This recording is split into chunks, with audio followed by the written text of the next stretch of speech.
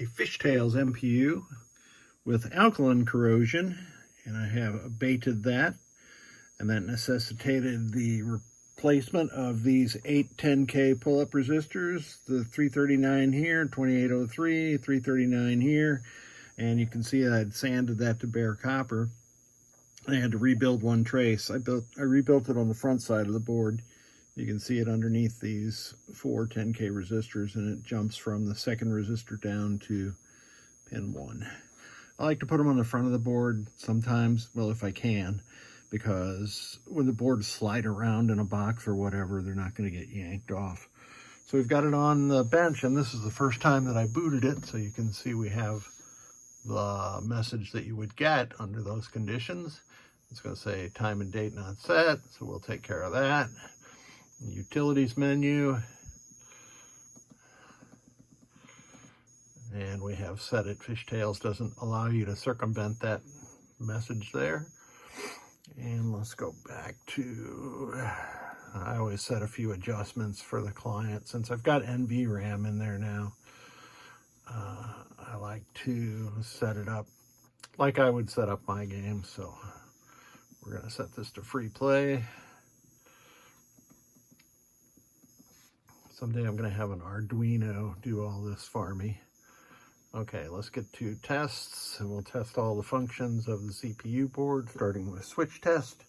And the first thing you see is that the right-hand side of the switch matrix is empty. What am I doing? Oh, press the wrong button.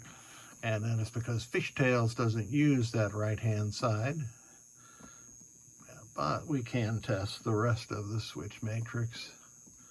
If I can just get my fingers on the right buttons. Come on, Chris. Let's see, we need row 8, column 5, column 6. Okay. Here's row 7. Row 7 does not appear to be working. Row 7. Nope, it is not working. So we'll have to find out where I have a discontinuity. My dog's barking, means the UPS is here. We'll test the rest of the switches, and they work. Now, row 7 not working. Let me try that one more time. Column 4, row 7. Nope, definitely not working. All right, we'll back out of this and go to solenoid test and just make sure that the CPU is driving the solenoids, which it is. And we'll do general illumination to make sure it's driving that, which it is. And we'll do lamp and flash at the same time. And those are working properly. So let's go back and figure out why row 7 on this is not working.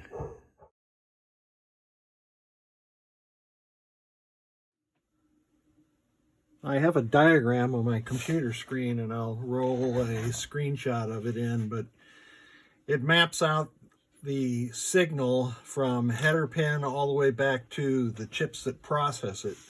So row 7 is the second pin from the left, which is pin 8 on J208. And it goes to the third Zener, or 1N4148. Good. And then this 1N4148 connects to this resistor. Looks like a 1K resistor. And then this resistor is supposed to connect to the third pin over from the left on this 339. And we do not have a connection. That's not too surprising. I must have missed that while I was visually examining that. So I'll run a jumper from the top of this resistor to this pin on the 339, and we'll be right back.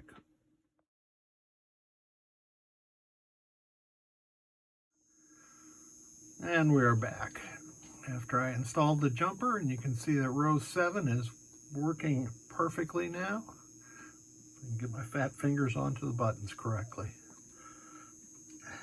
Row 7. Oh, there's no column 7 and 8. Okay. I knew that. All right, so this switch matrix is now operating perfectly. This will be interesting. How can I do that?